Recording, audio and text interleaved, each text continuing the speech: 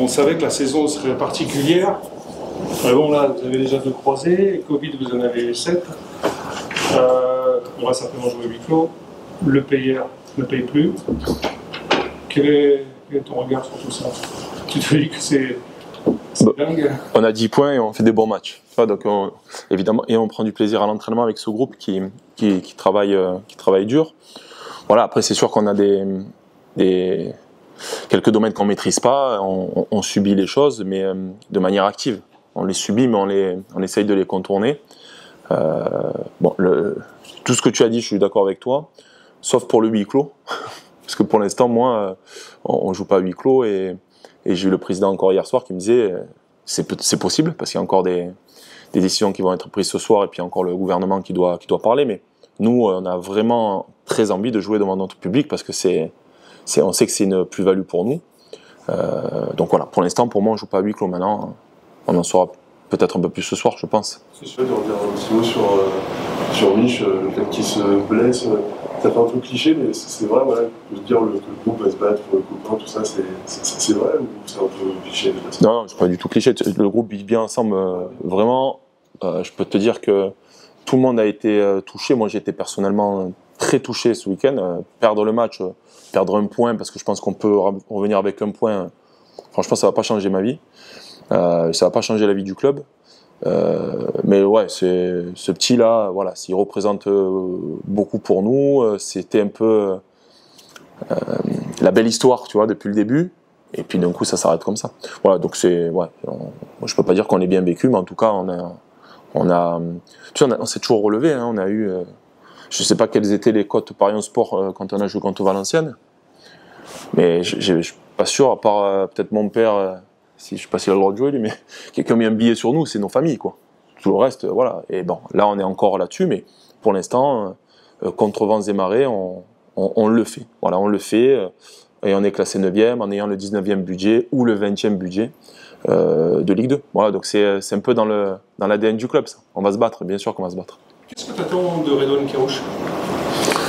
Ouais, il le sait, beaucoup, encore plus que ce qu'il a donné, parce que moi, je le connais bien, Redouane. Je l'ai entraîné 1 an. Et que quand il était au PFC, il y avait 2-3 joueurs qui étaient suivis par des clubs de Ligue 1, et Redouane en faisait partie. Voilà, c'est un excellent joueur. C'est une rampe de lancement.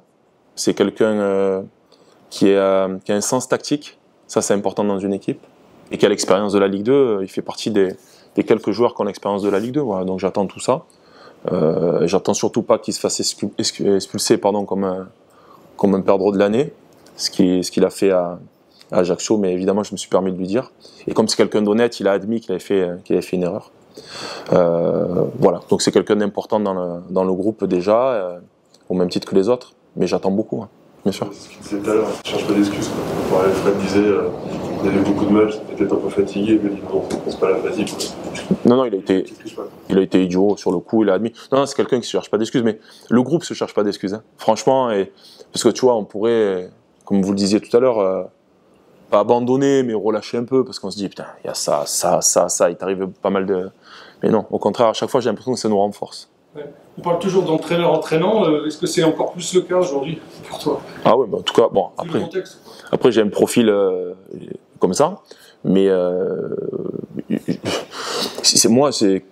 quand il m'arrive un truc comme est arrivé à Mich, ça me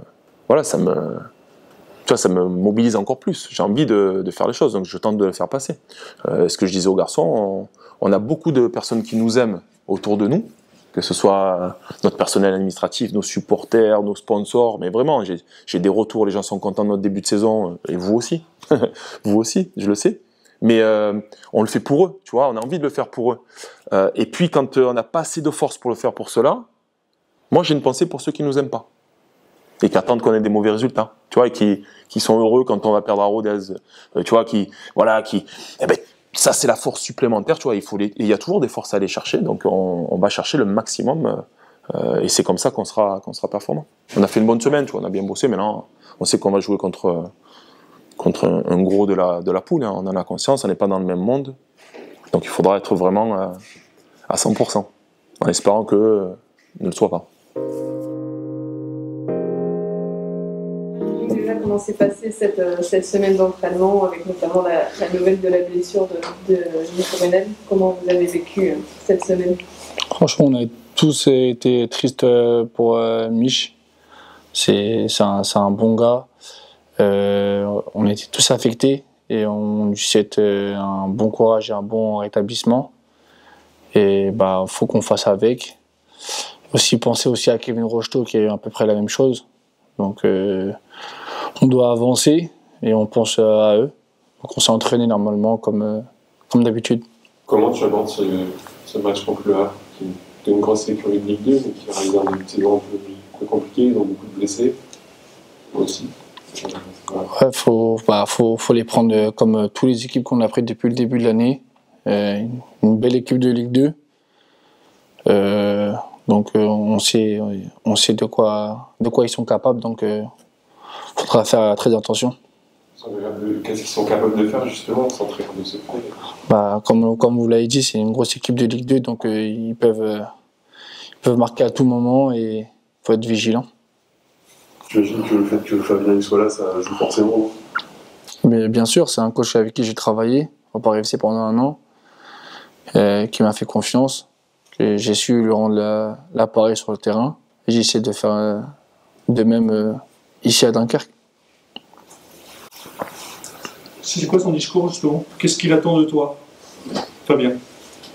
Franchement, comme je vous l'ai dit, ça fait longtemps que je n'avais pas joué, de reprendre le rythme et prendre du plaisir, s'épanouir. N'oublie pas qu'on fait un beau métier et de jouer au football, quoi. Pas mal de profils un peu comme toi, ici des garçons qui ont connu la Ligue 2, qui ont envie de retourner, on pense à Guillaume ou même certains qui n'ont pas connu, qui ont envie de prouver. Ça explique le bon début de saison, voilà, le fait que vous ayez tous envie de prouver à tout le monde que vous êtes des bons joueurs de foot. Bah, je pense que ça fait un bon mélange et ça donne de la niaque et de l'envie à toute l'équipe. Et c'est ce qui fait qu'on avance avec un bon groupe et un bon état d'esprit.